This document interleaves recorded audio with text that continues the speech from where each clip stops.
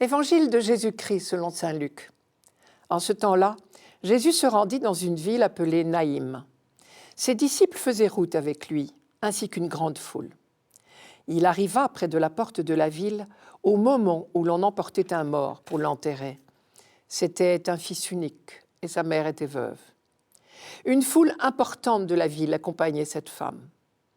Voyant celle-ci, le Seigneur fut saisi de compassion pour elle et lui dit « Ne pleure pas ». Il s'approcha et toucha le cercueil. Les porteurs s'arrêtèrent et Jésus dit « Jeune homme, je te l'ordonne, lève-toi ». Alors le mort se redressa et se mit à parler. Et Jésus le rendit à sa mère. La crainte s'empara de tous et ils rendaient gloire à Dieu en disant « Un grand prophète s'est levé parmi nous et Dieu a visité son peuple ». Et cette parole sur Jésus se répandit dans la Judée entière et dans toute la région. Naïm est un village de Galilée à 8 km de Nazareth.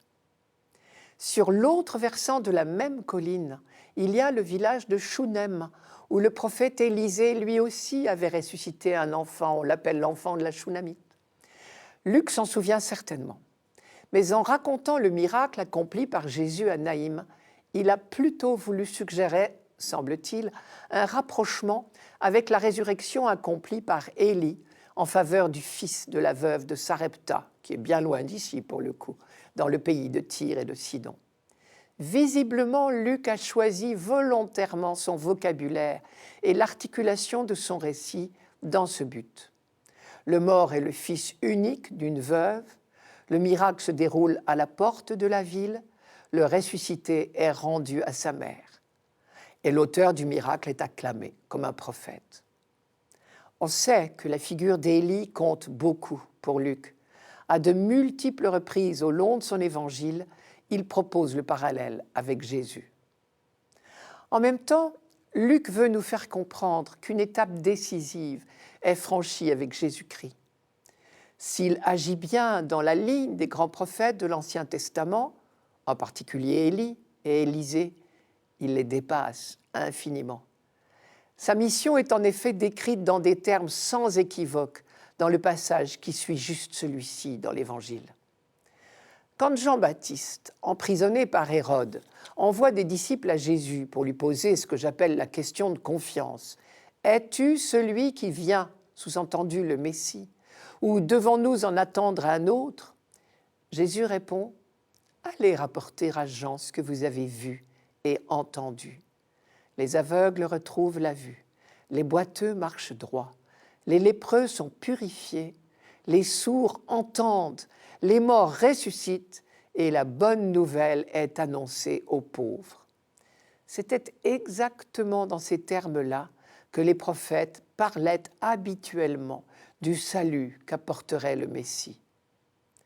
Faisant suite à la guérison de l'esclave du centurion dans ce même chapitre 7, la résurrection du fils de la veuve de Naïm est donc bien la preuve que les temps messianiques ont commencé et que Jésus est bien celui qui vient, comme dit Jean-Baptiste. D'ailleurs, Luc lui donne ici le titre de Seigneur, celui que les premiers chrétiens décernaient à Jésus-Christ depuis sa résurrection. Je cite, « En la voyant, la mère du jeune homme, le Seigneur fut saisi de pitié pour elle. » N'oublions pas que Seigneur, c'est également le nom même de Dieu dans la traduction grecque de l'Ancien Testament, la Septante.